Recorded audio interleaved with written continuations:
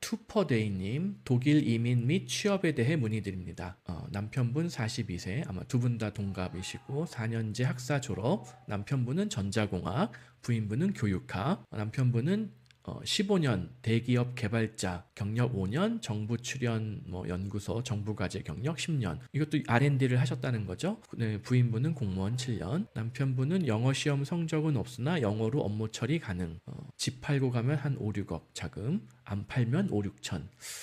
자녀는 초등학교 3학년, 그다음에 둘째는 5살. 초등학교 3학년이니까 아직 뭘 좋아하는지 당연히 모르죠.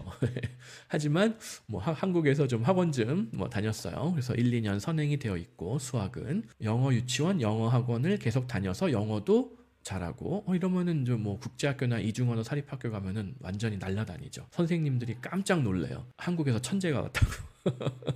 동양에서 웬 천재 학생이 왔다고 깜짝 놀래요, 정말로. 그다음에 독일의 IT 분야 개발 및 품질 관리 쪽으로 취업 이민 생각하고 있습니다. 삼성전자, LG전자 이런 데서 한 5년 동안 개발자 했고, 그다음에 연구소 이직, 자동차 쪽 정부과제 수행, 개발도 하고 있지만 정부 대응이나 논문, 기술 보고서 보고서를 주로 작성하셨고, 개발 관련해서 현재도 계속 공부 중이며, 자동차 기능 안전 및 품질 관련 교육 수강 및 관련 자격증을 취득하고 있습니다. 원래 계획은 한국에서 입사 지원 후 합격하면 독일에서 블루카드 신청하려고 했으나 현재 서류 전형을 넘어가지 못하는 상태입니다. 같은 내용이 계속 나오네요, 오늘 이상하게. 맞아요. 이게 이제 많은 분들이 생각하는 게, 나는 경력도 좋고 학력도 좋고 전공도 좋고 영어도 잘하니까 해외에서 이력서만 보내면은 쉽게 취업할 수 있을 것이다 라고 생각을 하는데, 이게 항상 고용주의 입장에서 역지사지로 생각을 해야 돼요.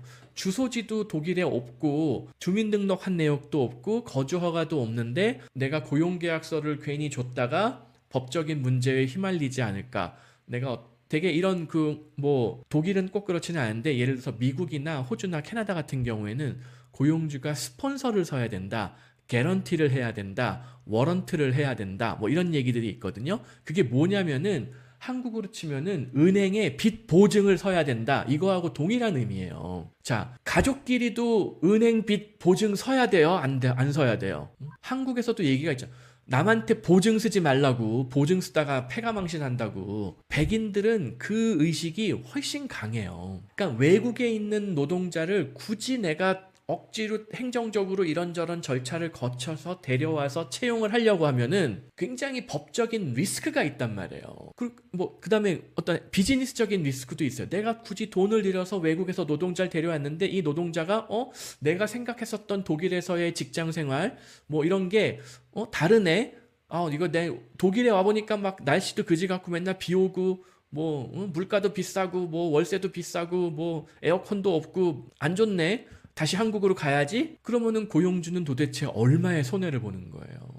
그래서 고용주는 이 사람이 독일에 중장기적으로 꾸준하게 거주하고 체류하고 할 사람이다 라는 어떤 커밋먼트를 요구를 한단 말이에요. 즉 주소지 자체가 독일 주소지가 되어 있어야 돼요. 나는 이미 블루카드가 있다, 이미 어떤 거주허가가 있다, 주민등록도 다 되어 있다, 이미 독일 내에 들어와서 어떤 회사에서 일을 하고 있는데 이 회사보다 너희 회사의 어떤 조건이 더 좋아 보이니까는 나를 뽑아달라, 이런 어떤 커밋먼트를 보여줘야지 일단 서류 전형이라도 통과한다는 거예요. 그 서류 전형을 통과해야지 그 다음에 이런 인사과 매니저 인터뷰, 이제 내 직속 사수 리포트하는 매니저 인터뷰, 기술 인터뷰, 테크니컬 이런 이그잼 이런 걸 보거든요. 실제로 엔지니어 같은 경우에는 어떤 상황을 주고 서술해라, 어떻게 이 문제 솔루션을 할 것이냐, 개발자 같은 경우엔 코딩해라, 이렇게 나온단 말이에요. 시험을 보고 뽑는다고요. 그러니까는 사실 경력은 좋으세요. 이거 삼성전자든 LG전자든,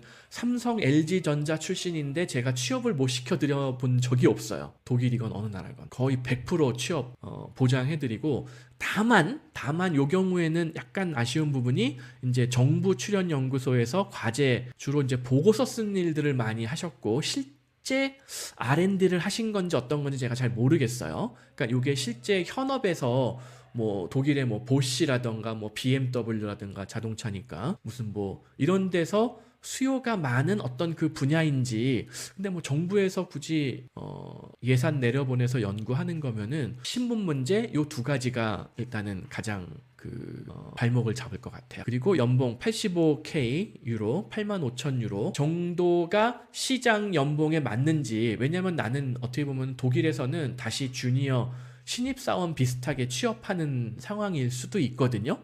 그러니까는 아주 이게 연속성이 있는 경력이 아니라면은 다시 주니어급에서 시작하는 거나 마찬가지예요. 내가 한국에서 뭐 그동안 지난 5년 동안 본격적으로 어떤 연구를 했어요. 예를 들어서 뭐 자동차 자율주행에 대해서 내가 한국 정부 돈을 받아서 5년 동안 기가 막히게 돈을 쓰면서 연구를 많이 해가지고 자율주행 분야에 있어서는 내가 진짜 전 세계에 엔지니어 한 탑 100 안에는 들어간다.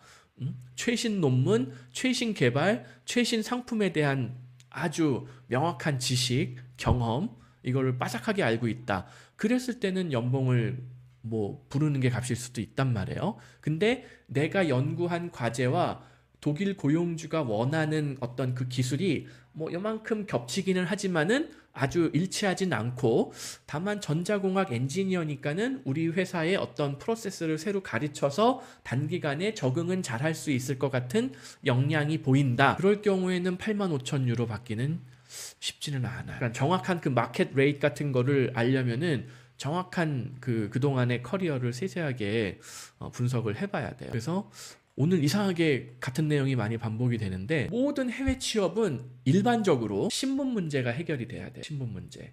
그 다음 어학이 되어야 돼요. 그 다음에 내 전공 경력이 노동시장에 부합해야 돼요. 그 나라에.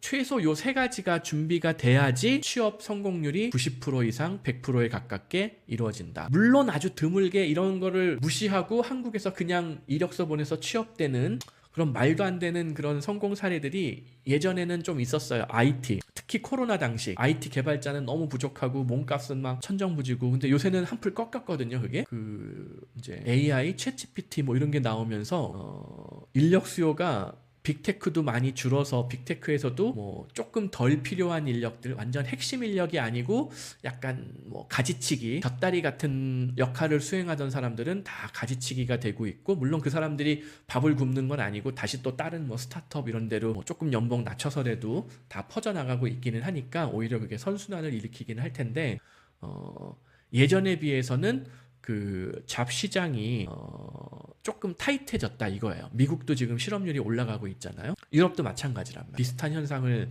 전 세계에서 다 겪고 있기 때문에 아주 내가 경쟁력을 갈고 닦아서 어떤 좁은 어떤 시장에서 어떤 특정 분야에서 아주 강력한 경쟁력을 갖추지 않는다라고 하면은 단기간 내에 취업이 어려울 것이나, 특히 다시 한번 말씀드리지만 신분, 어학, 전공 경력이 비교 우위, 현지 노동시장에서 다른 현지인들보다 내가 더 뛰어나야 돼요. 그렇지 않으면은 이민 1세대로서 양질의 일자리에 안착하는 것이 그냥 마냥 쉽지는 않아요. 그래서 알려주신 내용으로 봤을 때 하여튼 중장기적으로 독일에서 얼마든지 취업 가능하기는 한데, 하여튼 신분 문제를 먼저 해결하셔야 될 것이다. 지금 알려주신 자금 이런 정도면은 뭐 하여튼 어쨌든 블루카드 같은 거, 영주권 같은 거 만들어낼 수 있는 그 프로젝트는 얼마든지 진행이 가능하거든요. 자금을 어느 정도 활용을 해가지고 독일에 안착하는 방법으로 구직 활동을 준비를 하시면은 오히려 그게 수업료를 줄이는 길일 거예요. 그렇게 한번 검토를 해보시기 바랍니다. 그리고 아이들은 요 나이면은 근데 첫째는 지금 공립학교를 생각하고 있다고 하는데, 둘째는 공립학교를 보내도 문제 없는데 첫째는 요거 좀 아까워요. 이중언어 사립학교를 보내는 게 더 좋지 않을까 저는 추천드립니다.